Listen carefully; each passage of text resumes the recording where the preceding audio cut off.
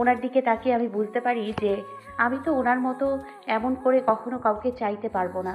আমার অনুভূতি তার জন্য যেমন এমন আর কখনো কারোর জন্য হবে না। তার চোখ, তার গাল, তার ঠোঁট সবকিছু ব্যক্ত করে যা আমার জন্য, কেবল শুধুমাত্র আমার জন্য। আরহাম হৃদির তাকানো পরক্ষীণ চোখ দুটোতে চুমু খায়। হৃদি নিজের অবস্থা থেকে নড়ে বসে। কি হলো? কি হবে? কি ভাবছিলেন মিসেস খান? ভাবছিলাম আমাদের জীবন অদ্ভুত, তাই না? কি রকম? এই হৃদির পুরো কথা শেষ হবার আগেই দরজায় সার্ভেন্টের ডাক। স্যার, ম্যাম নিচে খেতে ডাকছেন আপনাদের। আম্মু হয়তো উঠে গেছে, চলো। হৃদির আর আরহাম খেতে চলে আসে। সবাই আরহামকে এমন হুডিতে দেখে অবাক হয়ে তাকিয়ে আছে। মিসেস ইউএনশু আর জংশুক পাশাপাশি বসেছিলেন। দুজন দুজনের দিকেই তাকায় একবার। জাংশুক, আমি কি চোখে ঠিক দেখছি বাবা? এই প্রশ্ন আমার আপনার কাছে আন্টি। হুডিটা কালকে আমি রিদ্দিকে কিনতে দেখেছিলাম। ভাবির জন্য ভাই সব কিছু করতে পারে, অবাক হয়ে লাভ নেই। আরহাম আর হৃদি টেবিলের কাছে চলে আসে। এভাবে কি দেখছো তোমরা? কিছু না। আরহাম, তোকে এতদিনে সুন্দর একটা জামা পরাতে পারলো কেউ? আরহাম মায়ের দিকে তাকায়। জামাটা সুন্দর বেশি। খারাপ তো কিছু বলিনি, তাই না? হ্যাঁ, তাই তো। আরহাম খেতে বসে হৃদিকে নিয়ে। সবাই সকালে নাস্তা করে বাড়ির বাগানে যায়। সেখানে সবুজ ঘাসের সঙ্গে আছে নানা রকম গোলাপ, আরও অনেক জাতের ফুল। হৃদি ফুল দেখে মহা খুশি। সেগুলোকে পর্যবেক্ষণ করছে আর সবাই কথা বলছে। এমন সময় জংশুকের ফোনে কারোর কল আসে। জংশুক কলার আইডি দেখে ফোনটা কেটে দেয়, তবে ফোন আবার আসতে থাকে। আরহাম লক্ষ্য করে বিষয়টা। জংসুক কলটা তুলে নে। জংশুক ফোনটা নিয়ে একটু পাশে চলে আসে। ওকে, হ্যালো। জ্যাংশুং, তুমি বলেছিলে আমার সঙ্গে দেখা করবে। হ্যাঁ, বলছিলাম। তাহলে কেন কথার খেলাপ করছো? আমি 1 ঘন্টা ধরে বসে আছি, প্লিজ এসো। ঠিক আছে, আসছি। আন্টি, হিরিং, আমি একটু বাইরে যাচ্ছি। ঠিক আছে। জংশুক বেরিয়ে যায়। জংশুক আরহামের ছোট ভাই, তাই সব সময় থাকে হয় হিউম, না হলে অফিস টাইমে স্যার বলে। হৃদিকে ফুল দেখে এত খুশি হতে দেখে আরহামের কেন জানি না ভীষণ ভালো লাগছে, কারণ সে জানতো না তার বউ সামান্য কিছুতেই ভীষণ খুশি হতে জানে। আরহাম বসে হৃদিকেই দেখছিল, এমন সময় তার ফোনটা বেজে ওঠে। কলার আইডি দেখে আরহাম পাশে সরে আসে। হ্যালো। আরহাম, আমি আব্বু বলছিলাম। জি আব্বু, বলুন। কেমন আছো তোমরা? আলহামদুলিল্লাহ, ভালো আছি আব্বু। দেখো আরহাম, তোমার বাবার এই গ্রামে যে বাড়িটা আছে, বাংলো, সেটা অনেক বছর আগের, তাই না? জি।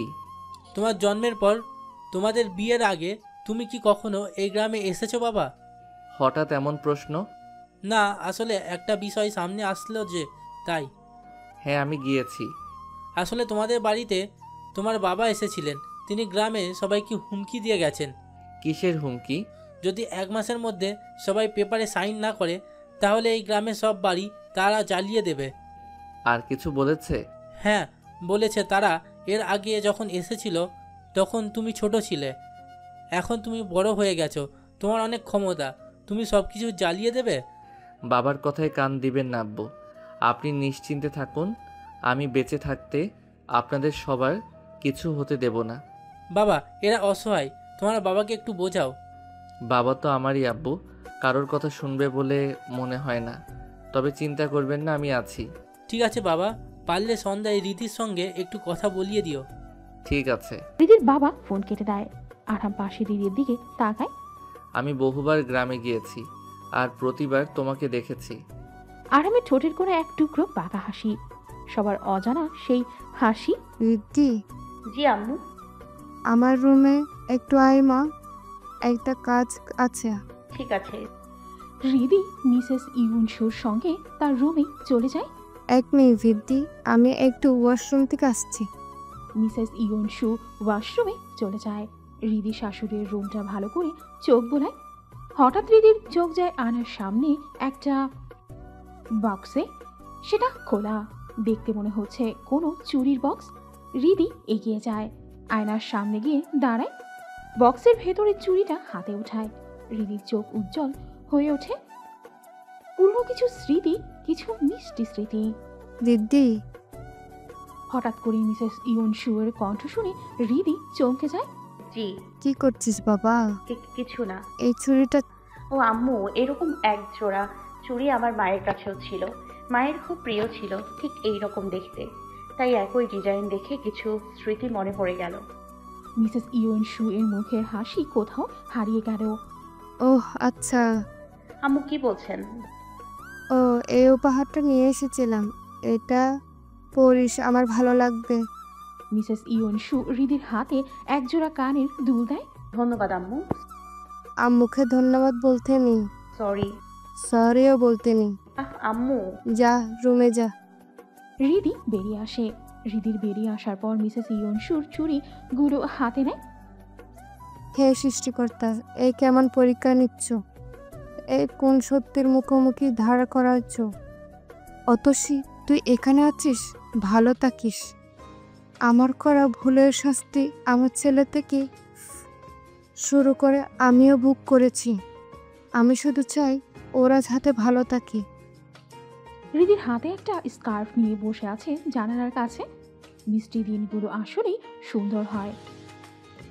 মা বাবা সত্যি তোমার যাওয়ার পর আমাকে কখনো বুঝতে দেয়নি তুমি নেই। তারপরেও কেন এমন শূন্যতা জানি না। আমি তোমাকে ভীষণ ভালোবাসি মা। আমাদের যদি আর কখনো দেখা হয় তবে আমি অবশ্যই আমার না পাওয়া আদরগুলো বায়না করব। আমাকে আমার না পাওয়া আদরগুলো ফিরিয়ে দেবে তো মা? দরজা ঠেলে ভেতরে আসতে গিয়ে হৃদির বলা কথাগুলো শুনে ফেলে আরহাম। হৃদিকে কষ্ট পেতে দেখে আরহামের বুকেও কেমন কষ্ট হচ্ছে। বুকের বাঁ পাশে হাত দেয় আরহাম। ওকে কষ্ট পেতে আমারও কষ্ট লাগে। আরহাম নিজেকে সামনে নেয়। পদ্মা, আরহামের কণ্ঠ শুনে হৃদি আরহামের দিকে তাকায়। হ্যাঁ। এটা কি তোমার ভীষণ প্রিয়? কেন? না আসলে যেদিন আমাদের বিয়ে হয়েছিল সেদিনও তুমি এত কিছুর ভেতরে এই জিনিসটাকে নিয়ে এসেছিলে।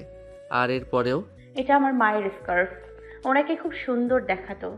আপনি জানেন আমার মা খুব ওয়েস্টার্ন পরতে পছন্দ করত। শাড়ি থেকে বেশি সালোয়ার পরতো। কি সুন্দর দেখাতো। এই স্কার্ফে আমার মায়ের ঘ্রাণ আছে। আরহাম হৃদির পাশে বসে হৃদিকে নিজের দিকে টেনে নেয়। আচ্ছা তাই? হ্যাঁ। ঠিক আছে, তাহলে আজকের দিন পদ্মার নামে। মানে? মানে আমরা আজকে হান নদীর তীরে যাব আর আমাদের সময়কে উপভোগ করব। সত্যি? হ্যাঁ 100% সত্যি। ঠিক আছে। ওয়েট ওয়েট, কি? তুমিও আজ আন্টির মতো একটা সালোয়ার স্যুট পরো। কিন্তু আমার কাছে ওই রকম কিছু নেই।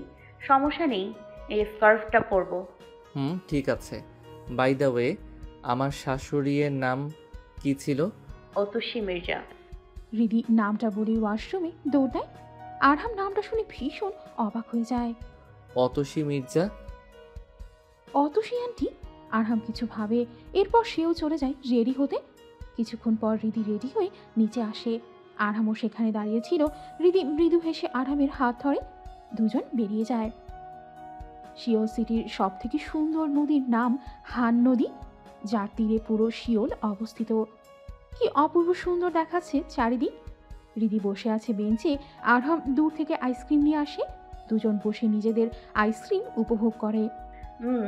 আমি এই দৃশ্য শুধু কে ড্রামাতেই দেখেছি। আজকে মনে হচ্ছে সত্যি সত্যি দেখছি। কি সুন্দর। তোমার পছন্দ হয়েছে? হ্যাঁ, ভীষণ সুন্দর হয়েছে। আরহাম এবার হৃদির দিকে ফিরে, তাহলে আরেকটা জিনিসও পছন্দ হবে আশা করি। কি জিনিস? আরহাম পেছন থেকে একটা ফোন বের করে। আল্লাহ, জেড ফ্লোর। হ্যাঁ, এবার আর কারোর সঙ্গে কথা বলার জন্য আম্মুর ফোনের প্রয়োজন নেই। আই এম সরি রিদি, আমি তোমাকে কেন জানি না বন্দি বানিয়ে ফেলেছিলাম। It's okay, don't be sad. Let's start a new journey. Yeah. Arham হৃদির দিকে তাকিয়ে হাসে। ওর হাসি আমাকে দুঃখ ভোলার সাহস দেয়। ওর ওই হাসি আমাকে সত্যি ভাগ্যবান পুরুষ হিসেবে উপস্থাপন করে। আই এম সরি পদ্মা, আমি আর তোমাকে কাঁদতে দেব না। আরহাম এসব কথা নিজেই ভাবছে, এমন সময় হৃদি আরহামের হাত ধরে। দেখুন, জংসুম হিউম। জংসুক? হ্যাঁ, সামনে সামনে তাকান। আরহাম সামনে তাকায়। জংসুক পাশে একটা মেয়ে। মেয়েটাকে আরহাম চিনে। এটা শিয়ান, সম্পর্কে আরহামের মামাতো বোন। আরহামের আপন কোনো মামা নেই, একটা খালামুনি আছে যার ছেলে জংশু। পাশে ওটাকে মেয়েটা সুন্দর তাই না? সিয়ান। আপনি নামও জানেন? হ্যাঁ জানি। মেয়েটাকে? চলো আমার সঙ্গে এসো। আরে কোথায়? আরহাম হৃদিকে নিয়ে জংশুক আর শিয়ানের সামনে দাঁড়ায়। জংশুক হঠাৎ করে ওদের দেখে ভয় পেয়ে শিয়ানের পেছনে লুকায়। ভাইয়া, আপনি মেয়েটার পিছনে লুকালেন? এটা কোন ধরনের কথা? জংশুক এবার বুঝতে পারে সে আসলে করেছেটা কি। সে শিয়ানের হাত ছেড়ে পাশে দাঁড়ায়, নিজের জ্যাকেট ঠিক করে। না, আমি লুকাই নি তো। লুকাবো কেন? সেটাই তো, লুকাবে কেন? হিউং আসলে in fact drop it in the crop. সিয়ান, take this donkey to the wedding hall at least. আসলে ফসলে বাদ দাও। সিয়ান, এই গাধাটাকে এবার অন্তত বিয়ের মণ্ডপ পর্যন্ত নিয়ে যাও। আব্বা, আমি অনেক কঠিন প্রচেষ্টা করেছি, কিন্তু তুমি যেমন বললে গাধা তো গাধাই হয়। আরহাম শিয়ানের কথায় শব্দ করে হেসে দেয়। হৃদির হিংসে হলো আরহাম এভাবে হাসবে কেন। জংশুক পরিস্থিতি আর অবস্থা থেকে বাঁচতে বলে। চলো চলো আমরা যাই, ওখানে যাই। আজকেই ডিনার আমার পক্ষ থেকে। আরহাম, জংশুক, শিয়ান, হৃদি চলে আসে একটা রোড সাইড রেস্টুরেন্টে। কোরিয়াতে ফ্রাইড চিকেন ফেমাস, তার সঙ্গে সোজু। ওদের খাবার সার্ভ করা হয়, ওরা খাবার খায়। হৃদি সবার সঙ্গে বেশ খুশি। তবে আরহামের একটা কল চলে আসে। আরহাম আর জংশুক একটু পাশে চলে আসে। আসার সময় আরহাম শিয়ানকে হৃদির খেয়াল রাখতে বলে। শিয়ান একটা ভদ্র মেয়ে, কাইন্ড বটে। ওরা চলে গেলে শিয়ান হৃদির দিকেই ঘুরে। হাই, আমি সিয়ান, আরহামের মামাতো বোন। হ্যালো। আরহামের। হৃদিকে পুরো কথা শেষ করতে না দিয়ে শিয়ান বলে, মিসেস আরহাম খান, হ্যাঁ। তুমি সোজু খাও? সোজু কোরিয়াতে ড্রিঙ্কসকে বলে, কিন্তু হৃদি সেটা জানতো না। ড্রিঙ্কস? সফট ড্রিঙ্কস মিন করেছে হৃদি। হ্যাঁ। না বুঝিয়ে বলল শিয়ান। শিয়ান জানে না হৃদি সফট ড্রিঙ্কস মিন করেছে। হ্যাঁ, খাবো। শিয়ান সার্ভ করে। হৃদি মুখে দিতে বেশ কড়া লাগে। এটা একটু বেশি করা। আরে মজা লাগেনি? হ্যাঁ, মজাও আছে, আর একটু দাও। দুজন মিলে ড্রিঙ্কস করে, কিন্তু প্রথমবার হওয়ায় হৃদির একটু দ্রুত আর খুব তাড়াতাড়ি ড্রাঙ্ক হয়ে যায়। চিয়ান, আরহামকে দেখে তোমার কেমন লাগে? কেমন আবার হ্যান্ডসাম লাগে? হ্যান্ডসাম না, খারুস? হ্যাঁ, একটু খারুস আছে। চিয়ান? হ্যাঁ। হ্যাঁ হ্যাঁ। ও একটা মনস্টার। মনস্টার? হ্যাঁ, মনস্টার। এমন সময় হৃদির পাশে কেউ এসে দাঁড়ায়। জো হুকুম। ও দেখো আমার সামনে কে, সিয়ান দা মনস্টার। কিসের মনস্টার? মনস্টার আরহাম খান, আপনি মনস্টার। সিয়ান, এটা কি? এই বেটা, তুই আমার সামনে অন্য মেয়ের সঙ্গে কথা কস কেন? আরহামের চোখ বড় বড় হয়ে যায়। আমি? হ্যাঁ তুই, সাহস দেখো আমার সামনে মেয়েদের সঙ্গে কথা বলিস। তোকে তো মেরে এই নদীতে ফেলে দিব। পদ্মা, চলো আমার বাসায় যাই। এই না। না, কেন যান? কিসের জান? আমি আরেকটু খাবো, আরেকটু। হৃদি হাত দিয়ে দেখায়। এইটুক খাবো। বলে হৃদি পাশ থেকে সজুর বোতল নিয়ে খাবে, কিন্তু তাতে আর ছিল না। এমা, কি হলো, নেই কেন? কেন নেই? হ্যাঁ, এটা রাস্তা। হ্যাঁ তো রাস্তা হোক বা বাড়ি, তাতে আমি কি করতে পারি? পদ্মা। কি পদ্মা? আরহামের এবার হাসি পাচ্ছে। সে হৃদির কাছে চলে আসে। হৃদি আরহামের দিকে হাত বাড়িয়ে দেয়। চলো ঘাড়ে তোলো, ওই রাস্তা দিয়ে হাঁটবো, ঠিক আছে? আরহাম হাসে। ঠিক আছে। হৃদি ওর হাত বাড়িয়ে দেয়। আরহাম হৃদিকে ঘাড়ে তুলে নেয়। ভাবি, আমার এত ভালো লাগছে, এটা অনেক ভালো। তাই? হ্যাঁ, নদীর পাড়ে তোমার ঘাড়ে উঠে ঘোড়াটা এত মজাদার কেন? জানি না। আরো দ্রুত। ঠিক আছে। দূরে দাঁড়িয়ে আরহাম আর হৃদির কাণ্ড দেখছে শিয়ান আর জংশু। তুমি কি জানতে না হৃদি সজুতে অভ্যস্ত নয়? আমি জানলে এমন কাজ করতাম না। ভালোই করেছো। হিউং এর এমন দৃশ্য আমি এর আগে দেখিনি। আমিও দেখিনি, তবে দৃশ্যটা সুন্দর। এর জন্য আমাকে ধন্যবাদ দেওয়া উচিত। ধন্যবাদ ম্যাডাম সিয়ান। শিয়ান হাসে, সঙ্গে জংশুকও। হৃদিকে ঘাড়ে করে প্রায় 40 মিনিট হাঁটে আরহাম। হৃদির পাগলামি তার ভালো লাগে। কিছুক্ষণ পর জংশুক ড্রাইভ করে ওদের বাড়িতে নিয়ে আসে। আরহাম রিদিকে পাচা করে তুলে রুমে নিয়ে আসে, রুমে এনে রিদিকে শুইয়ে দেয়। হাবি, হুম। আমাকে রেখে যেও না প্লিজ। আমি চাই তুমি আমাকে জড়িয়ে ধরো। আরহামের গলায় থাকা রিদির ব্যাগটা পাশে রেখে রিদির পাশে বসে আরহাম। ঠিক আছে। হাবি, হুম। আমাকে জড়িয়ে ধরো না। আরহাম রিদিকে জড়িয়ে ধরে। আই লাভ ইউ দিদি। রিদি আরহামকে নিজের আরও কাছে যায়। আরহাম রিদির ঠোঁট আঁকড়ে ধরে, রিদিও তাকে কিস ব্যাক করে। কিছুক্ষণ পর আরহাম সরে আসে, রিদি ঘুমিয়ে গেছে। আরহাম রিদির কোটটা খুলে দেয়, রিদির জামা খুলে নাইট ড্রেস পরিয়ে দেয়, রিদির হাত ধরে নিজের হাতের মাঝে নিয়ে আসে। I love you. রিদির হাতে চুমু খেয়ে ওয়াশরুমে চলে যায়। জ্যাকেট খুলে ফ্রেশ হবার জন্য পানি ছাড়ে আরহাম। আরহামের বডি পারফেক্ট, প্রতিদিন এক্সারসাইজ করার জন্য সিক্স প্যাক তৈরি হয়েছে, ফর্সা শরীর বেয়ে পানি গড়িয়ে পড়ছে। আরহাম আয়নার দিকে তাকায়। আয়নার সামনে একটা কাঠের পুতুল রাখা, পুতুলে হাত দিতে কিছু স্মৃতি চোখের সামনে ভেসে ওঠে। ফ্ল্যাশব্যাক, মায়ের বাংলাদেশ ছাড়ার পর প্রচুর একা হয়ে যায় আরহাম। সারাদিন সবার সঙ্গে রুটি বিহেভ করে। মিস্টার খানের একটা কাজ পড়ে যায় হৃদয়পুর গ্রামে, তিনি আরহামকে নিয়েই আসে। হৃদিদের গ্রামের সব থেকে বড় বাড়িটা হলো খান সাহেবের বাংলো বাড়ি। আরহাম বিকালবেলায় বের হয়েছে বাসা থেকে, পেছনে তার দুটো গার্ড। 15 বছরের নাবালক ছেলেটা পকেটে হাত দিয়ে সোজা হাঁটছে।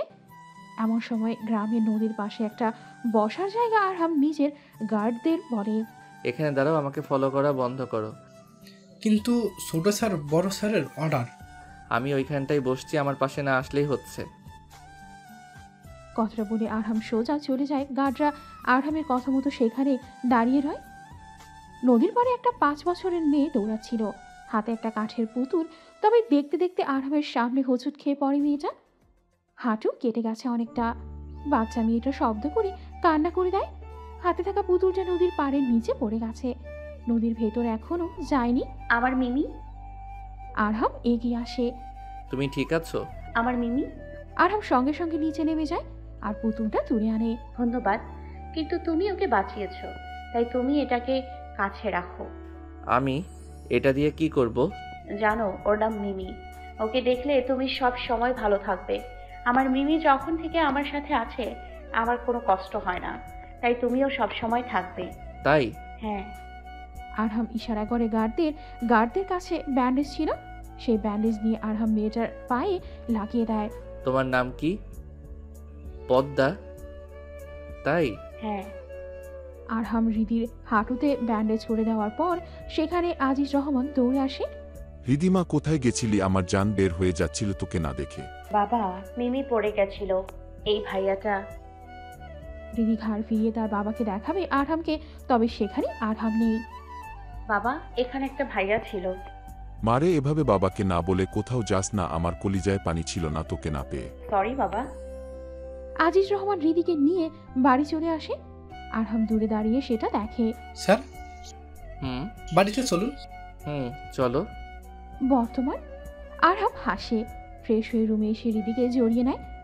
হৃদিও আরহামের বাহু জুড়ে নিজেকে সমাহিত করে নেয়। রাত 1:20। মিসেস ইউয়ানশু এখনো সজাগ রয়েছে, ঘুম তার চোখে নেই। অতসী, তোর সঙ্গে আমি যা পাপ করেছি তা খেসারত এখনো আমাকে দিতে হচ্ছে। আমাকে ক্ষমা করে দিস অতসী, আমি তোর অপরাধী। মৃত্যুর আগ পর্যন্ত এই অপরাধ আমাকে ছাড়া করে ভাড়াবে। তুই আমার রক্তে কেউ না হলেও আমাকে যে ভালোবাসা দিয়েছিস, আর বদলে আমি তোকে মৃত্যু দিয়েছি। আর আজ রিদ্ধির কাছে ওর মার কথা শুনে আমার আরও খারাপ লাগছে। আমার জন্য ওকে মা ছাড়া বাঁচতে হয়েছে। আজিজ রহমান তাহলে তোর স্বামী? আমি কি করে কিছুই বুঝলাম না। কথাগুলো বলে মিসেস ইয়নশু কাঁদতে থাকে। মিসেস ইয়নশু আজিজ রহমানকে সরাসরি হৃদির বাবা হিসেবে দেখেনি। সকাল সকাল হৃদি ঘুম থেকে ওঠার পর মাথায় কি প্রচণ্ড যন্ত্রণা শুরু হয়েছে তার। এমন সময় সামনে কেউ তার লেবুর শরবত ধরেছে। শরবতের দিকে তাকিয়ে মাথা তুলে দেখে আরহাম দাঁড়িয়ে। এটা কি শরবত? কি হয়েছিল কাল? আমার কিছু মনে আসছে না কেন? কালকের কথা কাল চলে গেছে, আজকের কথা ভাবো আর এটা খাও। হৃদি আরহামের থেকে শরবতটা নিয়ে নেয়। এটা টক। চুপচাপ খেয়ে নাও, বাহানা করো না। তোমার না মাথায় যন্ত্রণা করছে? হ্যাঁ। তাহলে খেয়ে নাও। হৃদি চুপচাপ শরবত খেয়ে নেয়। আরহাম হৃদিকে ফ্রেশ করিয়ে নিচে নিয়ে আসে। আজ অফিস যেতে হবে, তাই একেবারে রেডি হয়েই নিচে নামে। মিসেস ইউনসু ব্রেকফাস্ট টেবিলে রাখছিলেন। এমন সময় হৃদি আর আরহাম আসে। তোরা উঠে গেছিস? আম্মু তুমি ঠিক আছো? আরহামের এমন প্রশ্ন শুনে একটু ঘাবড়ে যায় মিসেস ইউনসু। হ্যাঁ, আমার আবার কি হবে? আরহাম আর কিছু বলে না, সবাই খেয়ে নেয়। খাওয়ার পর আরহাম অফিসের জন্য বেরিয়ে যায় জংশুককে নিয়ে। হৃদি আর মিসেস ইউনসু মিলে টিভি দেখতে বসে। তারা দুই শাশুড়ি বৌমা দিন বেশ ভালোই কাটাতে পারে। আম্মু কাল আমাকে ফোন গিফট করেছে উনি। ও মা, তাই? হ্যাঁ দেখুন। হৃদি আরহামের দেওয়া ফোনটা শাশুড়িকে দেখায়। খুব সুন্দর হয়েছে। তোর পছন্দ হয়েছে? হ্যাঁ। বাবাকে কল কর। না। হৃদি মৃদু হেসে বাবাকে কল করবে। এমন সময় কলিং বেলের শব্দ হয়। আম্মু আমি দেখছি। হৃদি উঠে দরজা খুলে সামনের মানুষগুলোকে দেখে অবাক হয়ে যায়। ঋদ্ধিকে দরজায় মা। মিসেস ইউনসু এগিয়ে এসে দেখেন মিস্টার খান এসেছে। তুমি এখানে কেন এসেছো? হানি, তুমি আমার উপর রাগ করে এভাবে আমাকে ছেড়ে চলে আসবে আমি কল্পনাও করতে পারিনি। তুমি এক্ষুনি বেরিয়ে যাও, নাহলে আমি আরহামকে কল করব। জগি, তুমি নিজের হাজবেন্ডের সঙ্গে এরকম ব্যবহার করতে পারো না। বেরিয়ে যাও। আমার কোনো হাজবেন্ড নেই। এরকম কথা বলো না। এই মেয়েটা জবে থেকে আমাদের বাড়িতে এসেছে, কিছু না কিছু ঘটেই চলেছে। ওর জন্য আমার এই অবস্থা আজকে। মিস্টার খান আরও কিছু বলতে যাবে, তার আগে মিসেস ইউনসু এর শক্ত হাতের চর খেয়ে দাঁড়িয়ে যায়। মারলে কেন ইউন সোহা? তুমি আর একটা বিয়ে করেছো ঋদ্ধির জন্য। আমাকে, আমার ছেলেকে রেখে মেয়ের সঙ্গে রাত কাটাও ঋদ্ধির জন্য? ইউন সোহা, বাস, অনেক বকেছো। এখন ভেবে এসেছো সেভাবে চলে যাও। কিন্তু আমি থাকবো কোথায়? তোমার অনেক টাকা, হোটেলে থেকে চলে যাও। ইউনসো প্লিজ, আমি তোমার হাজব্যান্ড। আমার কিছু এসে যায় না। যাও, এই মহিলার সঙ্গে নিজের বাকি জীবন কাটাও। কথাটা বলে মিসেস ইউনসু দরজা লাগিয়ে দেয়। হৃদি সবটা দেখছে আর ভাবছে মানুষকে সুখে থাকতে ভূতে মারে। এই কথাটা বোধহয় সত্যি। হৃদি একটু সরে এসে আরহামকে কল করে। আরহাম মিটিংয়ে ছিল, তারপরেও হৃদির থেকে ফোন পাওয়ার পর কল পিক করে। আরহাম মিটিংয়ে সবাইকে ইশারা করে চুপ করতে, তারপর ফোন তুলে নেয় কানে। হ্যালো। আপনি কি করছেন? মিটিংয়ে ছিলাম, কিছু বলবে? বাবা এসেছিল। কে? ওই আপনার বাবা। কিছু বলেছে? আমি এখনই আসছি। না না না, কিছু বলেনি। আম্মু বাবাকে থাপ্পড় মেরে দরজা বন্ধ করে দিয়েছে। দেখুন উনি বয়স্ক মানুষ, কোথায় থাকবে? প্লিজ ওনাকে বাড়িতে নিয়ে আসুন, তারপর না হয় টিকিট কেটে বাংলাদেশ পৌঁছে দেবেন। বাবা তোমাকে বেশি পছন্দ করে না কখনোই, তারপরেও বাবার কথা এত কেন ভাবো? আমার বাবা আর আপনার বাবা একই বয়সী, কেন ভাববো না বলুন? ঠিক আছে, আমি দেখছি, তুমি আম্মুকে সামলাও। ঠিক আছে। আরহাম ফোন কেটে দেয়। হৃদি শাশুড়ির কাছে চলে যায়। ফোন কাটার পর আরহামের মুখ থেকে দেখে জংশুক বুঝতে পারে সমস্যা হয়েছে কোনো। তাই সে আরহামের একটু কাছে গিয়ে বলে, কি হয়েছে? বাবা এসেছে, কোথায় উঠেছে একটু খোঁজ নে, আর আমাকে মেইল কর। আমি বের হচ্ছি, মিটিংটার ডিটেলস শেয়ার করে দিস। আরহাম বেরিয়ে যায়। জংশুক খবর নিয়ে আরহামকে মিস্টার খানের লোকেশন সেন্ড করে। আরহামকে দিকে গাড়ি ঘোড়ায়। হোটেলে উঠেছে মিস্টার খান। আরহাম হোটেল ম্যানেজমেন্টের সঙ্গে কথা বলে। দেখুন মিস্টার খান, আমরা আপনাকে পারমিশন ছাড়া যেতে দিতে পারবো না। তিনি আমার বাবা, আর আপনারাও পারবেন স্যার। আরহাম চোখ দিয়ে তাকায় তাদের দিকে। ওরা ভয় পেয়ে যায়। স্যার, এই যে চাবি। আরহাম উঠে যায়। 402 নম্বর রুমে গিয়ে নক ছাড়াই দরজা খুলে ফেলে আরহাম। তবে ভেতরে যাওয়ার আগে কিছু কথা কানে আসে তার। আঙ্কেল, আপনি কেন আরহামকে আনতে পারলেন না? উফ, বেশি বকো না। আরহামকে কিভাবে আনবো? ইউনসু আমাকে এই চর মেরে বের করে দিল। রোজি আরও কিছু বলবে তার আগে ওরা টের পেয়ে যায় কেউ তাদের পেছনে আছে। রোজি আয়নায় আরহামকে দেখে ফেলেছে। আঙ্কেল, আন্টি আপনাকে চোরটা মারলো? কি করে মারলো? আমার যে কি কষ্ট হচ্ছে। হৃদির জন্য সব হচ্ছে। মেয়েটা সব সময় খারাপ চায়। বাবা, আরহাম, তুই এসেছিস বাবা আমাকে নিয়ে যেতে? মোটেই না। আমি ক্যাপ্টেনকে বলে দিয়েছি কাল সকালে বাংলাদেশ রওনা হবে তুমি। কথাটা বলি আরহাম বেরিয়ে যায়। রোজই কিছু বলে না, কারণ এখন সময় নয় এসবের। তুমি দেখেছিলে আরহাম এসেছে? হ্যাঁ, দেখেই তো চুপ ছিলাম। আঙ্কেল, আমাদের প্ল্যান বি অনুযায়ী কাজ শুরু করতে হবে। ঠিক বলেছ। আরহাম সেখান থেকে সোজা বাড়িতে চলে আসে। বাসায় আসার পর হৃদিকে জড়িয়ে ধরে। হৃদি কিচেনে কাজ করছিল, কারণ তার খুব শখ এই মুহূর্তে সে রান্না করে সবাইকে খাওয়াবে। আরহামকে চিনতে হৃদির মোটেই ভুল হলো না। সে না ফিরেই বলে, চলে এসেছেন এত তাড়াতাড়ি? হ্যাঁ, চলে এসেছি। তাড়াতাড়ি, খুশি হওনি যান। ফ্রেশ হয়ে আসুন, আমি রান্না করেছি। ঘ্রাণটা দারুণ আসছে। ও মা, তাই? হৃদি কড়াই থেকে মাংস ভুনা বাটিতে তুলে আরহামকে দেয়। খেয়ে বলুন কেমন হয়েছে। আরহাম মুখে দেয়। জান, সত্যি অনেক মজা হয়েছে। তাহলে যান, ফ্রেশ হয়ে আসুন। ঠিক আছে, জো হুকুম মেরে রানী। আরহাম উপরে চলে আসে। মিসেস ইয়নসু বের হয়ে রুম থেকে, রিদ্ধি বাবু, কি সুন্দর সেন্ট বের হয়েছে। সত্যি আম্মু? হ্যাঁ। বসুন আপনি, আমি আসছি। কালো একটা স্যুট পরা লোকের সামনে হাঁটু গেড়ে বসে আছে ইরফান। ইরফানের গালে চরের দাগ আর ঠোঁট কেটে রক্ত বের হচ্ছে। আমি তোমাকে কি কাজ দিয়েছিলাম ইরফান? স্যার, আমরা কৃষকদের অনুমতি ছাড়া সেখানে কনস্ট্রাকশনের কাজ শুরু করতে পারবো না। এটা তো শুধু বাহানা ইরফান, আসল রহস্য এর থেকেও গভীর। স্যার, আমি কিছু বুঝলাম না। দেখো ইরফান খান, আরহাম খানের ছোট ভাই। দেখতে আরহাম খানের মতো হলেও আরহামের মতো বুদ্ধি তো নেই। স্যার, আর একটা সুযোগ প্লিজ। এই সুযোগই তো দিয়ে আসি তোকে আমি।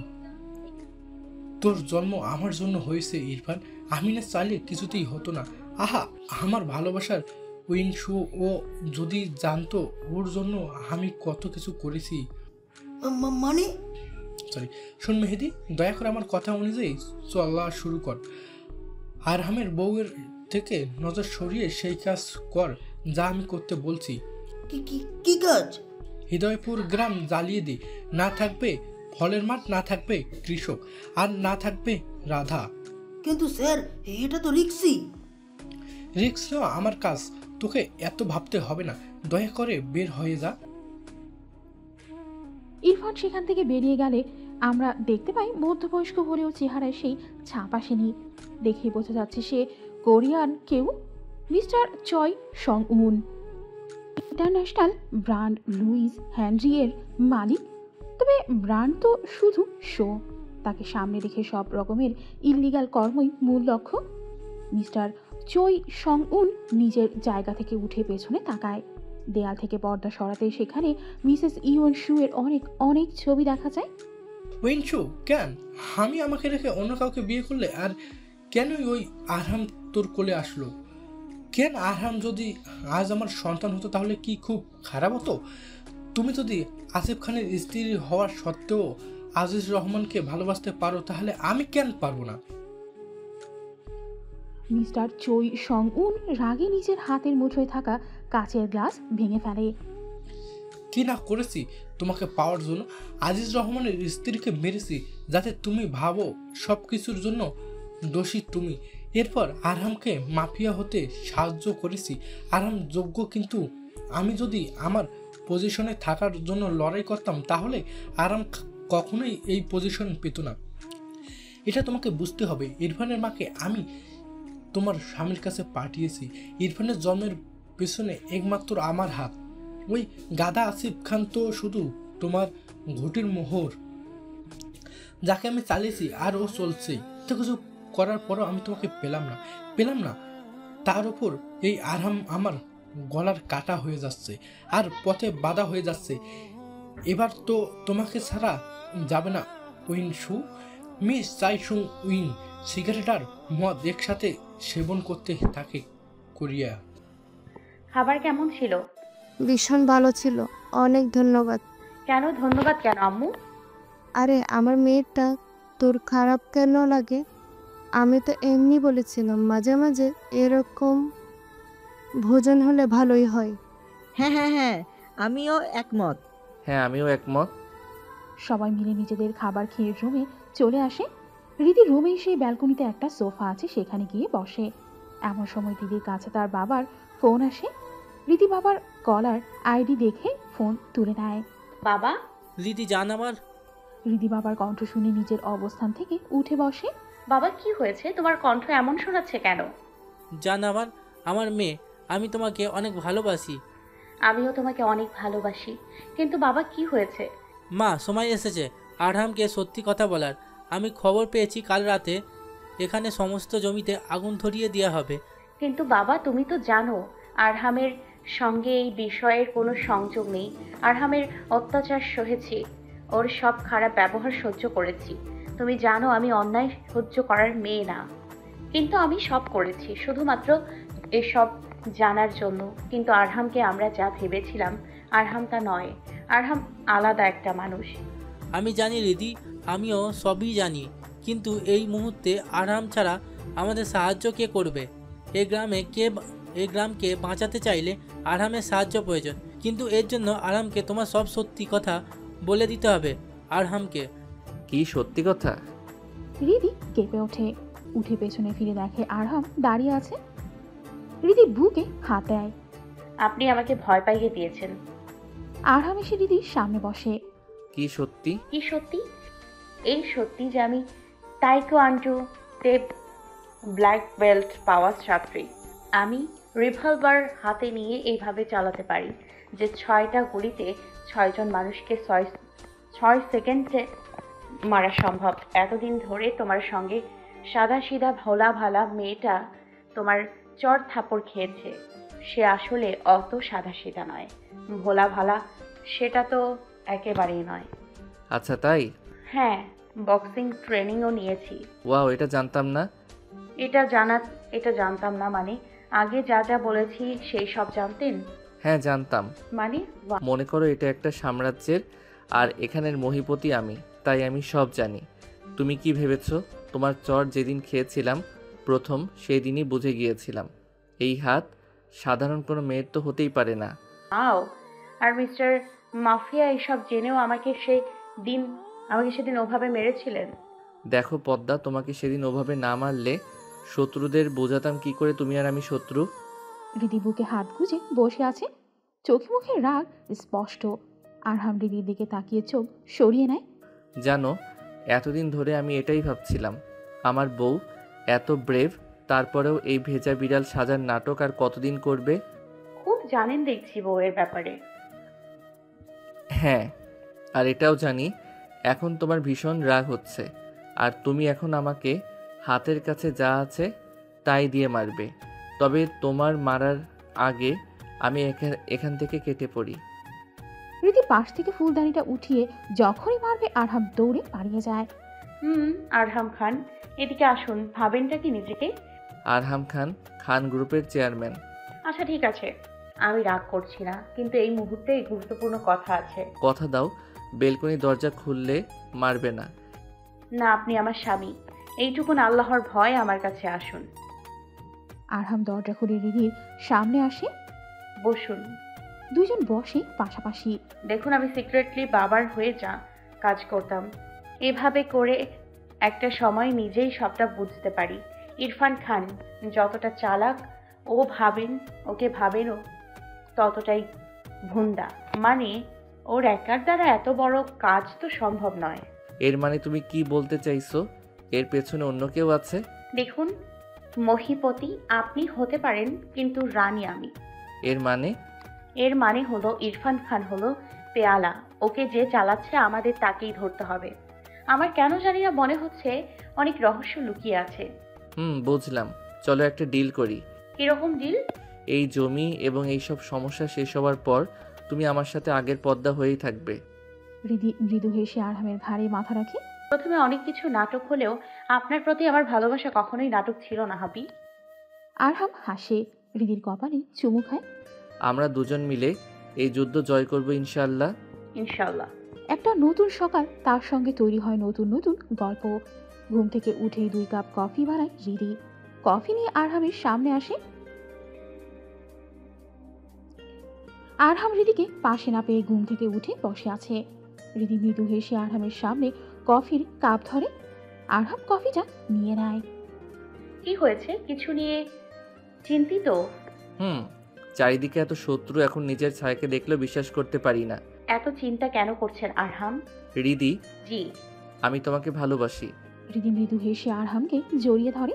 আমার ভয় হয় তুমি আমার জীবনের অনেক বড় এক টুকরো খুশি কেউ যদি কেড়ে নেয়। আমি নিজের খেয়াল রাখতে পারি। আপনার জন্য হলেও আমি নিজেকে সব সময় বাঁচাতে চেষ্টা করব। আপনাকে রেখে কোথায় যাব? যাবে না, কোথাও যাবে না। যাব না।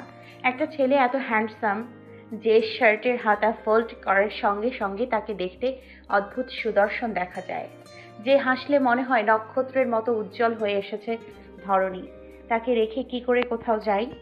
আরহাম রিদির মুখের দিকে তাকিয়ে আছে। আমাদেরকে আজ বাংলাদেশের উদ্দেশ্যে রওনা দিতে হতে হবে।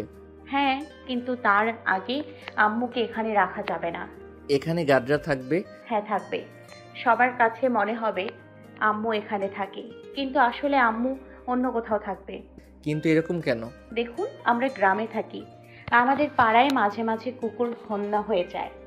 যাকে পায় তাকে কামড়ায়। হেরে যাওয়া শত্রুও হন্য কুকুরের মতো হয়ে যায়, যাকে পায় তাকে কামড়ায়। যে এই সব কিছু প্ল্যান করেছে সে এটা খুব ভালো করেই জানে আপনার দুর্বলতা আপনার আম্মু। তাকে টার্গেট আপনার আম্মুই হবে।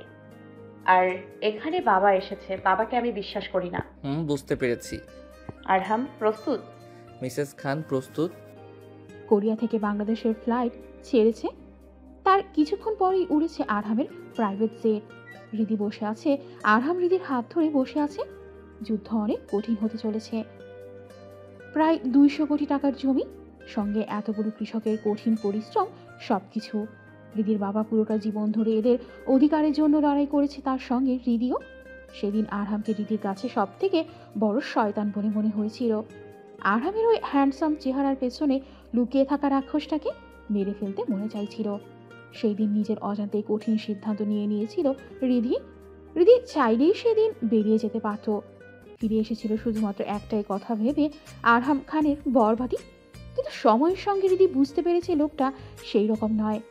আরহামের থেকে শয়তান হলো তারা যারা আরহামের নামে খারাপ কাজ করে, আর আরহামের ভয়ে প্রশ্ন কিছু করতে পারে না। সবকিছু ভাবতে ভাবতে রিদি চোখ বন্ধ করে নেয়। আরহামের ঘাড়ে মাথা নামিয়ে দেয়। আরহাম রিদির দিকে তাকিয়ে আছে। রিদির মুখের উপরে থাকা চুলগুলো সরিয়ে দেয়। আরহামের ঠোঁটের কোণায় বাঁকা হাসি। আরহাম চোখ বন্ধ করে নেয়। পদ্মা, তুমি একজন নারী, আমার ব্যক্তিগত নারী। তবে তুমি শুধু সেটাই দেখো যেটা আমি দেখাতে চাই। তোমার চোখে এখন তোমার স্বামী শয়তান নয়, তোমার স্বামী একজন মানুষ যার নাম করে শয়তানগুলো তার কালো কাজ চালিয়ে যাচ্ছে। কিন্তু তুমি এটা জানো না, একটা শয়তানকে হারাতে অবশ্যই আরেকটা শয়তানই পারে। কোনো মানুষের দ্বারাই শয়তানকে শেষ করা সম্ভব নয়। তুমি আমার জীবনের সবথেকে বড় দুর্বলতা। এই সমস্ত সঠিক কাজ, সৎ পথ আমার কোনোই মাথা ব্যথা নেই এসব ন্যায় বিচার নিয়ে। আমি এখনও ঠিক সেই আরহাম খানই আছি, কালো দুনিয়ার একমাত্র মহিপতি। তুমি আমার রানী, আর আমার রানী হয়ে থাকবে। তুমি চাইলেও থাকবে, না চাইলেও থাকবে। তবে এই শয়তানগুলো শয়তানির উপর চলে গেছে। ভালোভাবে বাঁচতে গেলে এদেরকে শেষ করা প্রয়োজন, তাই আমি যাচ্ছি। আর তোমার বাবা তোমার জীবনের সব, তাই তার জীবন বাঁচাতে তোমাকে খুশি রাখতে ভালো মানুষের এই মুখোশটা আমাকে পড়তেই হবে। ভালোবাসি, পদ্মা রিদি। আরহাম কথাগুলো নিজের মনে ভাবতে ভাবতে ঘুমিয়ে যায়। বাংলাদেশে পৌঁছে আরহাম সোজা তার অফিসে চলে যায়। আজিজ রহমান সেখানে আগে থেকেই উপস্থিত ছিল। রিদি বাবাকে এতদিন পরে দেখে জড়িয়ে ধরে। বাবা কেমন আছিস মা? ভালো বাবা, তুমি কেমন আছো? ভালো। আরহাম বাবা? ভালো আছি আব্বু আমি। আপনি বসুন। হ্যাঁ, আমাদের কাছে সময় নেই, আমি তোমাদের সব বিষয়ে বুঝিয়ে বলি। আজিজ রহমান সামনে থাকা হোয়াইট বোর্ডের পর্দা সরিয়ে দেয়। হ্যাঁ, ইনি হলেন এসিল্যান্ড আব্দুল আল মামুন। টাকা খেয়ে রেখেছে। গ্রাম পুড়ে যাওয়ার পর পুরো জমি ইরফান খানের নামে করে দেবে। ইনি হলেন প্রসিকিউটর জীবন মির্জা, যে গ্রাম পুড়ে যাওয়ার সঙ্গে সঙ্গে এই কেসটাকে দুর্ঘটনা হিসাবে প্রমাণ করবে। ইনি হলেন পাইলট জিবরান, যে আজ প্লেন নিয়ে পুরো গ্রামের ওপর ফুয়েল ছাড়বে। পুরো প্ল্যান বানিয়ে ফেলেছে ইরফান। হৃদি এগিয়ে আসে বোর্ডের কাছে। হ্যাঁ, পুরো প্ল্যান তো বানিয়ে ফেলেছে।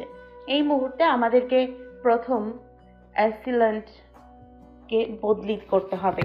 হঠাৎ করে অ্যাসিলেন্ট বদলি হয়ে গেলে ওদের শক্তি কমে যাবে, ওরা ঘাবড়ে যাবে। আর ওই পাইলট ওকে মেরে আমাদের পাইলট বসাতে হবে। প্লেনে ফয়েল চেঞ্জ করে পানি দিয়ে দিব ট্যাঙ্কে। এরপর আগুন লাগানোর কাজটা স্বয়ং ইরফান খান নিজেই করবে। আমরা ইরফান খানের একজন লোককে নিজেদের বানিয়ে নিব, যে ইরফান খানের সমস্ত স্বীকারোক্তি নেবে। এরপর ইরফান খান যখন আগুন ধরাতে যাবে তখন সেই ভিডিওটাও ধারণ করবে। ইরফান যখন দেখবে আগুন জ্বলছে না তখনই হবে আসল খেলা। ওকে ওই সময় জেলে পাঠাবো। আরহাম হৃদির কথা শুনে ইমপ্রেস হয়ে যায়। ওয়াও, হোয়াট এ প্ল্যান জান। হ্যাঁ, থামুন, এত তারিফ করলে লজ্জা লাগে। ঠিক আছে, তাহলে আমরা আমাদের কাজে লেগে পড়ি। হ্যাঁ, আপনি প্রথম অ্যাসিল্যান্ট বদলান, আর ইরফান খানের বাড়িতে নতুন মেহমান আমি পাঠাই। সাবধানে। হৃদি আরহামের সামনে এসে দাঁড়ায়। হ্যাঁ, সাবধানেই থাকবো। আর ওটা আমার গ্রাম, আমাকে কে কি বলবে? আরহাম হাসে হৃদিকে জড়িয়ে ধরে। ওরা প্ল্যান অনুযায়ী কাজে লেগে পড়ে। অ্যাসিল্যান্ট অফিসে পায়ের ওপর পা তুলে চা খাচ্ছে মামুন সাহেব। হঠাৎ করেই অ্যাসিল্যান্ট অফিসের নায়েব দৌড়ে আসে। স্যার, সর্বনাশ হয়ে গেছে। কি হয়েছে নায়েব সাহেব? স্যার, এটা দেখুন। মামুন সাহেব নায়েবের হাত থেকে ফরমানটা নিয়ে পড়ার সঙ্গে সঙ্গেই অবাক হয়ে যায়। এটা কি? জলদি ইরফান স্যারকে কল করুন। হা হা। ইরফানের বাড়িতে। ওয়ার্দা, তুমি কি করছিলে? তুমি আগে থেকে সব জানতে না? জি না স্যার, যদি জানতাম আপনাকে আগে বলে দিতাম। আমাকে আজকে চলে যাওয়ার কথা বলেছে। আমার উপর অর্ডার আছে, এখানের অ্যাসিলেন্ট হয়ে আর একটা কাগজও সাইন করতে পারবো না আমি। তুমি চলে গেলে দায়িত্ব কার? স্যার, উইয়নো এর হাতে চলে যাবে, নতুন কেউ না আসা পর্যন্ত। ঠিক আছে, আমাকে ভাবতে দাও। আর যাওয়ার আগে ইউএনও এর সঙ্গে আমার একটা মিটিং ফিক্সড করে দিয়ে যাও। ঠিক আছে স্যার। হৃদয়পুর উপজেলার নতুন 5তলা ভবন হয়েছে, অনেক সুন্দর দেখতে। ইউএনএ জহিরুল ইসলামের রুমের সামনে দুটো গার্ড দাঁড়িয়ে আছে। আরহাম চায়ের কাপটা টেবিলে রাখে। সামনে জহিরুল ইসলাম বসে আছে। মিস্টার খান, আপনি এখানে এসেছেন আমার সৌভাগ্য। এমনটা নয়, আসলে আমি একটা কাজে আপনার সঙ্গে দেখা করতে এসেছি। জি জি স্যার, আপনি বিনা দ্বিধায় বলুন। আরহাম মৃদু হাসে। আসলে আরহাম জহিরুল ইসলামের সামনে দাঁড়িয়ে আছে, দুজনেই এই মুহূর্তে চিন্তিত। এত বড় ঘটনা, এসবও সম্ভব? হ্যাঁ, সবই সম্ভব। আমি আমার জায়গায় ঠিক থাকবো। সেটাই তো সমস্যা, রাতারাতি আপনার মৃত্যুর খবর আমরা শুনতে পারবো না। তাহলে উপায়? শত্রুকে প্রথম বিশ্বাস করাতে হবে আমরা ছাড়া তাদের কেউ নেই। এরপর সেই বিশ্বাসটা তাদের জীবনের মতো কেড়ে নিতে হবে। হ্যাঁ, বুঝতে পেরেছি। আপনি খুব ভালো মানুষ। ধন্যবাদ স্যার। প্লিজ স্যার বলবেন না, মিস্টার জহিরুল বললেই হবে। Okay mister Zahirul. আরহাম তার সঙ্গে হাত মিলিয়ে চলে আসে। হৃদি দাঁড়িয়ে আছে ইরফান খানের বাসার সামনে, তার পাশেই দুটো ছেলে। আমার কথা বুঝতে পেরেছো? জি ম্যাম। এখন কাজে লেগে পড়ো। জি ম্যাম, আপনি যা বলবেন। হৃদি হেসে সেখান থেকে গাড়ি নিয়ে বেরিয়ে যায়। ইরফান খানের রুমে মিস্টার চৈ সং উন বসে আছে। ইরফানে বসে আছে সাথে। আমি বুঝলাম না, উনি কি করে এভাবে বদলি হয়ে যেতে পারে রাতারাতি? পলিটিশিয়ান আর সরকারি কর্মকর্তাদের ভেতরে এই একটাই সমস্যাই তো আছে। পলিটিশিয়ানরা যাকে খুশি তাকে পছন্দ হলেও ট্রান্সফার করিয়ে দিতে পারে। কিন্তু স্যার, আমি তো এমপিকে মোটা অঙ্কের টাকা দিয়েছি। তোমার টাকা দেওয়া মানে হলো তুমি ডিল করতে চাও, তার গ্রহণ করা মানে হলো সে ডিল রাজি। এবার বুঝছো তার ভেতর তার পেশা নিয়ে কোন ইমান নেই, আর যার ইমান নেই সে বারবার বিক্রি হতে পারে। ওয়াও স্যার, আপনি তো অনেক ইন্টেলিজেন্ট। হ্যাঁ, তোর থেকে বেশি। কিন্তু এখন কি করব? অপেক্ষা। মানে? আজকের জন্য অপেক্ষা করতে হবে। আজ রাতের প্ল্যান ক্যান্সেল করো। কাল উইনের সঙ্গে আমি নিজে দেখা করব, এরপর বাকি পদক্ষেপ। ঠিক আছে স্যার। সবাইকে ইনফর্ম করে দাও। জি স্যার। হৃদিদের বাড়িতে হৃদির বাবাকে আরহাম ঢাকায় রেখে এসেছে। তার বয়স হয়েছে, এসব মারামারি হলে তিনি হয়তো সামলাতে পারবে না। এর থেকে বড় কথা তার সেফটি প্রয়োজন। রীতি বাড়ির সদর দরজা খুলে ভেতরে আসে। তার হ্যান্ডসাম হাজবেন্ড চুলায় কফি বানাচ্ছে। রীতি মৃদু হেসে আরহামকে পেছন থেকে জড়িয়ে ধরে। I love you. তুমি চলে এসেছো? হ্যাঁ। I love you too. Riti আরহামের পিঠে চুমু খায়। আরহাম হেসে রীতিকে সামনে আনে। পিঠে কেন চুমু খাচ্ছ? এখানে খেতে পারো। হাত দিয়ে ঠোঁটের দিকে ইশারা করে। রীতি আরহামের ঠোঁটে নিজের ঠোঁট রাখে। আরহাম চোখ বন্ধ করে রীতির কোমর ধরে নিজের কাছে এগিয়ে আনে। দুজন দুজনকে সমানভাবে ভালোবাসা দিয়ে আমন্ত্রণ জানাতে থাকে। পুরো বাড়িতে রীতি আর আরহাম ছাড়া কেউ নেই। গার্ড আছে বাইরে, কিন্তু সাধারণ পোশাকে, কারণ গ্রামের মানুষদের ভয় দিতে চায় না তারা। আরহাম রীতিকে নিজের আরেকটু কাছে টেনে আনে। এমন সময় কফির দুধ উঠতে পড়ে। রীতি সরে আসে, গ্যাস বন্ধ করে দেয়। আল্লাহ, পড়ে গেল। আমি আবার বানিয়ে দিচ্ছি, আপনি ঘরে যান। তবে আরহামের এখন কফি খাওয়ার মন মানসিকতা একেবারেই নেই। সে রীতিকে কোলে তুলে নেয়। আরে কফি খাবেন না? চাই না কফি। রীতিকে নিয়ে বেডরুমে চলে যায়। রীতিকে খাড়ে শুইয়ে দিয়ে রীতির ওপরে চলে আসে। I love you. Love you two.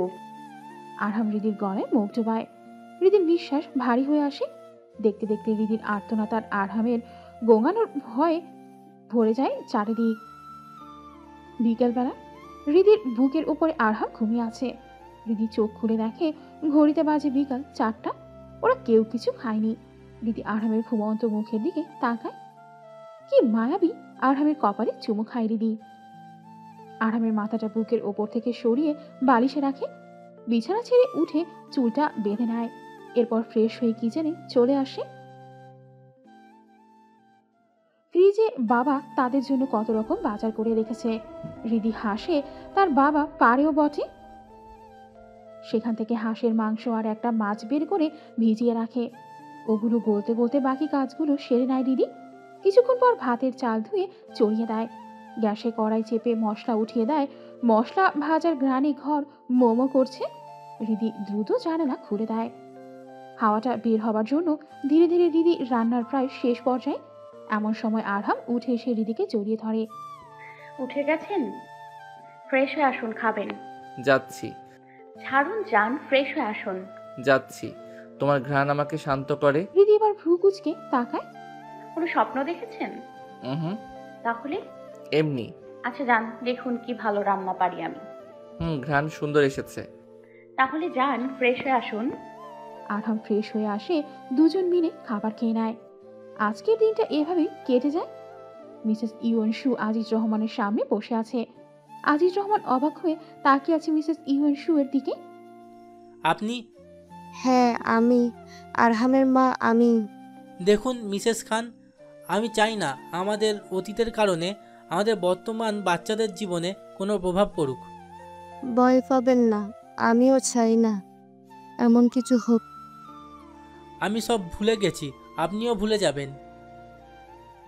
Aziz Rahman নিজের জায়গা থেকে উঠে রুমে চলে যায়।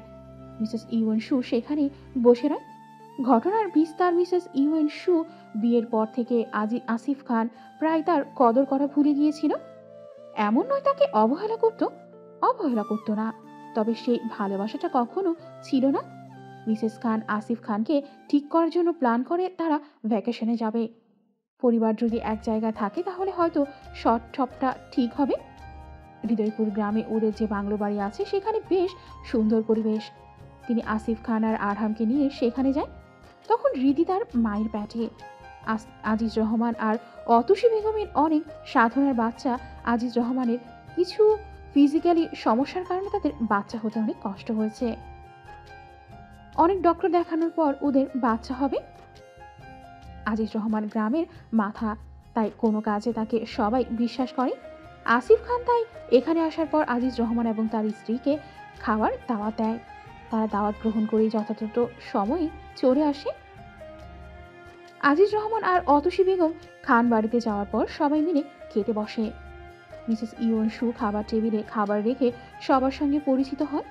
মিসেস ইউএনশু এর কণ্ঠ শুনে আজিজ রহমান অবাক হয়ে যায়। ইউনুস, আজিজ কেমন আছো? ভালো, এই দেখো আমার ছেলে আরহাম। মিস্টার খান ওদের কথোপকথন শুনে জিজ্ঞেস করে, তোমরা একে অপরকে আগে থেকেই চিনতে। প্রশ্নটা মিসেস ইউএনশু এর হৃদস্পন্দনের গতি বাড়িয়ে দেয়। সোহা এক দৃষ্টিতে দেখব আমি সেদিন আসিফের থেকে লুকিয়ে গেলাম আজিজ আর আমার সম্পর্কটা। আজিজের বাবা ওকে অনার্সের জন্য কোরিয়াতে পাঠিয়েছিল এবং আমরা একই স্কুলে পড়েছিলাম। সেখানে আমাদের ভেতর সম্পর্ক বন্ধুত্বের থেকে আরও খানিকটা বেশি হয়ে যায়। কিন্তু আমাদের বন্ধুত্ব ছিল মিস্টার চাই সং উন, আমার বেস্ট ফ্রেন্ড সাং উন, আমার খুব কাছের ছিল। গ্র্যাজুয়েশন কমপ্লিট হওয়ার পর আজিজ আমাকে নিজে বাংলাদেশে যাওয়ার কথা ছিল, কিন্তু এমন সময় হঠাৎ খবর আসে আজিজের বাবা মারা গেছে। ভেঙে পড়ে আজিজ। আমার আর সেবার যাওয়া হয় না। ওর বাবার মৃত্যুর পর ওদের ব্যবসায় এসে ঢল। আজিজ এসব সামলাতে পারে না। জানতে পারে ওর বাবা ঋণ করেছে। সেই সব শোধ করতে করতে মাথার ছাপটা ছাড়া সব চলে যায়। এমন সময় আমি সাহস করে ওর হাত ধরতে পারিনি। সাংউন তখন নানানভাবে আমাকে ভুল বোঝায়। তখন আজিজকে বুঝতে পারিনি। তখন আমার বিয়েটা আসিফের সঙ্গে হয়ে যায়। আমি বাংলাদেশে আসি। আসিফের ভালোবাসায় আজিজ ভুলে গিয়েছিলাম কিন্তু সেদিন আজিজের স্ত্রীকে দেখে ভেতর থেকে কেমন নাড়া দিয়ে ওঠে। সাংউন যে আমার জন্য এভাবে একটা আস্ত শয়তান হয়ে যাবে ভাবিনি। আজিজের বাংলাদেশে আসার পর আজিজ আমার জন্য এরকম চিঠি পাঠাতো আর সাংউন সেটাকে অন্যরকমভাবে উপস্থাপন করত। আর হাম তখন গ্রামে এসে মজা পেয়ে যাই। আমরাও বিভিন্ন বাহানায় গ্রামে আসি। আসিফের এই মেয়েটার ইরফানের মা সাথে যা তালে তালে একটা ছেলে হয়ে গেছে এটা জানতে পারিনি, কারণ তখন আবার আজিজকে খেয়াল চলে যায় আমায়। কথায় আছে স্ত্রীরা সব বুঝতে পারে। সেদিন অতসী এসেছিল আমার বাড়িতে একা, আজিজকে ছাড়া। আমি জিজ্ঞাসা করি, এমন ভরা পেটে তুমি এখানে এসলে কেন? অতসী আমার কথায় উত্তর না দিয়ে আমার উপর চিৎকার করতে লাগলো। তার স্বামী থেকে যেন আমি দূরে থাকি। আমারও রাগ হতে লাগলো, কারণ সে কোনো কথা না শুনেই চিল্লাচ্ছিল। আমার রাগের মাথায় পেয়ে যায়। রাগের কারণে ভুলে যাই অতসী প্রেগনেন্ট। ওকে ধাক্কা দিই, তবে ধাক্কাটা জোরে দিয়েছিলাম না, কিন্তু অতসী পেছনে পড়ে যায় আর রক্ত ক্ষরণ হয়। ডাক্তার যার এদিকে কষ্টে বাঁচায়। দিনের পর থেকে নিজেকে কেন জানি না অতসীর কোনি বলে মনে হয়। রিদি মাহারা হয়েছে আমার কারণে। এই 2 বছর ইরফান আর ওর মার সম্পর্কে জানতে পারি। তখন নিজেকে আর সামলাতে রাখতে পারি না। ভুলে গেছিলাম আমার আরহামও যে আছে। ওকে রেখে চলে গিয়েছিলাম নিজের দেশে। এসবের জন্য আরহামকে সেই সময়টা দিতে পারিনি আমি। ছেলেটা আমার রক্ষমেজাজি হয়ে যায়। চায়ের কাপ টেবিলে রাখে মিসেস ইউএনশু। পুরাতন সব বিষয়গুলো এখনো পরিষ্কার গল্পের মতো। এখন তাদের বাচ্চারা বিবাহ বন্ধনে আবদ্ধ। সবকিছু বদলে গেছে, সময় বদলে গেছে। তিনি আজিজ রহমানকে যে কষ্ট দিয়েছেন তার ফলেই হয়তো তার এত সৌন্দর্য তার স্বামীকে ধরে রাখতে পারেনি। মাঝে মাঝে মিসেস ইউএনশু ভাবেন, এত সুন্দর হয়ে কি লাভ? রাতে ঘুমের মাঝে আরামের শক্ত হাত শার্টের নিচে অনুভব করে নড়ে চড়ে ওঠে হৃদি। সে গভীর ঘুমে মগ্ন। আরহামের কৌতুক আর দুষ্টামি মোটেই ভালো লাগছে না। আরহাম হৃদির ঠোঁটে হাত দিচ্ছে। হৃদি এবার ঘুমে আটকে থাকা চোখ দুটো জোর করে টেনে খুলে, কি? কিছু না। এই রাতের বেলায় কি হয়েছে? ঘুমান না। হৃদি আরহামের হাত দুটো নিজের কাছে নিয়ে বন্দি করে নেয়। বেচারা হৃদি আরহামের বলিষ্ঠ হাত দুটোকে কিভাবে নিজের সাথে চেপে রাখবে। আরহাম তো নিজের হাত ছুটিয়ে আবার হৃদির ঠোঁটে হাত রাখে। হৃদি এবার বিরক্ত হয়ে দূরে গিয়ে শুয়ে পড়ে। কাছে আসবে না, প্রচুর ঘুম পাচ্ছে। আরহাম হাসছে। রিদিকে এভাবে জ্বালাতে এত মজা কেন লাগছে? নিজের ঘুমটা কেন জানি না ভেঙে গেছে, এখন রিদিকে জ্বালাতে বেশ মজা লাগছে। আরহাম দীর্ঘ সময় কম্বল থেকে বাইরে, তাই তার হাত ঠান্ডা হয়ে গেছে। গ্রামের দিকে প্রচুর ঠান্ডা পড়ে। আরহাম নিজের ঠান্ডা হাত দিয়ে রিদির কোমর চেপে ধরে। রিদি এবার লাফিয়ে ওঠে। কি শুরু করলেন? বিরক্ত আমি। আমার ঠান্ডা লাগছে জান, হাত ঠান্ডা হয়ে গেছে। আরহামের এমন করুণ কণ্ঠ শুনে রিদি পিট পিট করে তাকায়। ঠান্ডা হলেন কিভাবে? আসুন আমার কাছে আসুন। রিদি আরহামকে বুকে জড়িয়ে নেয় আর হাত দুটো নিজের কাছে রাখে। আরহাম রিদির বন্ধ চোখ দুটোর দিকে তাকিয়ে আছে। রিদি তার মাথায় বিড়ি কেটে দিচ্ছে। কিছুক্ষণ পর রিদি চোখ খুলে দেখে আরহাম তো সজাগ। ঘুমাবেন না? না। তা কি করবেন? যা করতে চাই করতে দিবে তো? না প্লিজ, আমার ভীষণ ঘুম পাচ্ছে। কিন্তু আমার যে তুমি তুমি পাচ্ছে। এই এই তুমিটা আবার কি? উফ, তুমি বোঝো না কেন আমি তোমাকে কত ভালোবাসি। আপনি এমন করেন কেন? প্লিজ। রিদি চোখ ছোট ছোট করে তাকিয়ে আছে। আরহাম রিদির ওপরে চলে আসে। রিদির ঠোঁট আঁকড়ে ধরে। রিদিও আর না করতে পারে না। আরহামের ছোঁয়া রিদিকে মোমের মতো গড়িয়ে দিচ্ছে। আরহামের ঠান্ডা হাতের স্পর্শে কেঁপে উঠছে রিদি বারবার। জান, আমার থেকে কি পালানো সম্ভব বলো? আমি পালাতে চেয়েছি। রিদির ঘন ঘন নিঃশ্বাস নিচ্ছে। আরহাম বাঁকা হাসে। চাইলেও কি পারবে? আরহাম রিদির গলায় মুখ ডোবায়। ধীরে ধীরে রিদির সমস্ত কাপড় ফ্লোরে পড়ে থাকে। আর শীতের দিনে রুমটা ভরে ওঠে গরম আবহাওয়াতে। শেষ রাতের দিকে শুরু হয়েছিল আরহাম। ফজরের আজানের পর আরহাম রিদিকে ছাড়ে। রিদি ক্লান্ত। আরহাম রিদিকে গোসল করিয়ে বিছানায় শুইয়ে দেয়। ক্লান্তি ভর করেছে রিদিকে। সে ঘুমিয়ে আছে, গভীর ঘুমে আচ্ছন্ন রিদি। আরহাম শুয়ে নাই। সে রিদির ঘুমন্ত শরীরের পাশে একটা চেয়ার টেনে বসে আছে। পকেট থেকে লাইটার বের করে একটা সিগারেট ধরায় আরহাম। সিগারেট নিয়ে কেমন শান্তি লাগলো রিদির দিকে যে দৃষ্টিতে তাকিয়ে আছে আরহাম তা বোঝা কঠিন। এটা কি ভয়ানক নাকি ভালোবাসা?